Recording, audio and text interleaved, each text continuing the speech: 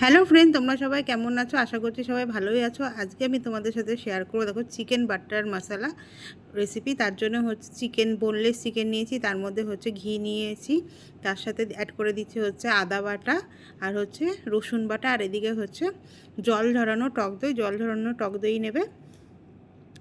তার সাথে আমি অ্যাড করে দিচ্ছি হচ্ছে কাশ্মীরি লঙ্কার গুঁড়ো, আর তার সাথে অ্যাড করে দিচ্ছি হচ্ছে শুকনো লঙ্কার গুঁড়ো, তার সাথে অ্যাড করে দিচ্ছি হচ্ছে জিরে পাউডার আর কাসুরি মেথি দিয়ে, আর সাথে অ্যাড করে দেব হচ্ছে লবণ দিয়ে, হচ্ছে এগুলোকে ভালো করে ম্যারিনেট করে রেখে দেবো কিছুক্ষণ। চিকেনটাকে ভালো করে ম্যারিনেট করে রেখে দেবো। আর এদিকে হচ্ছে কড়াইতে সাদা তেল নিয়েছি, তার মধ্যে হচ্ছে জিরে, গোটা জিরে আর হচ্ছে দুটো এলাচ ফোড়ন দিয়েছি।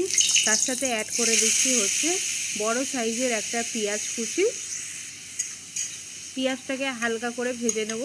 পেঁয়াজটা যখন হালকা ভাজা হয়ে যাবে তখন এর মধ্যে আমি অ্যাড করে দিচ্ছি হচ্ছে আবার রসুন বাটা, তার সাথে অ্যাড করে দিচ্ছি হচ্ছে আদা বাটা, তার সাথে অ্যাড করে দিচ্ছি হচ্ছে কাঁচা লঙ্কা। তোমরা কাঁচা লঙ্কা পরিবর্তে শুকনো লঙ্কাও দিতে পারো। দিয়ে এগুলোকে হচ্ছে ভালো করে ভাজা ভাজা করে নেবো। এবার এর মধ্যে অ্যাড করে দিচ্ছি হচ্ছে চারমগজ আর হচ্ছে কাজু বাদাম দিয়ে এটাকেও ভালো করে একটু ভাজা ভাজা করে নেবো। ভাজা ভাজা হয়ে গেলে এটাকে ঠান্ডা করে মিক্সির মধ্যে দিয়ে একটা ফাইন পেস্ট করে নেব। আর এদিকে হচ্ছে যেহেতু বাটার মশলা, এর জন্য কড়াইতে হচ্ছে বাটার দিয়েছে, সাথে হচ্ছে সামান্য সাদা তেল দিয়েছি, দিয়ে হচ্ছে ম্যারিনেট করা চিকেনগুলোকে দিয়ে ভালো করে ভাজা ভাজা করে নেব।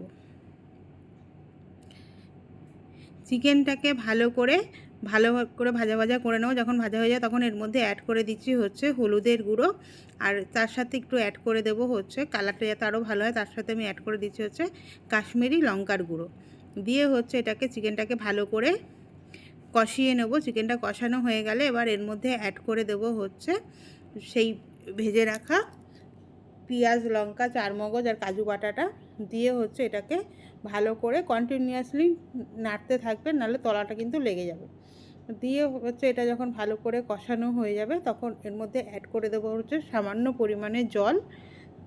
জল দিয়ে এটাকে, জলের পরিমাণটা কিন্তু খুব কম দেবে, দিয়ে হচ্ছে এটাকে ভালো করে ফুটিয়ে নেবে। এবার নামানোর আগে উপর থেকে বাটার আর হচ্ছে কাসুরি মেথি দিয়ে এটাকে ভালো করে মিক্সড করে নাও, তাহলেই রেডি হয়ে যাবে আমাদের চিকেন বাটার মশলা।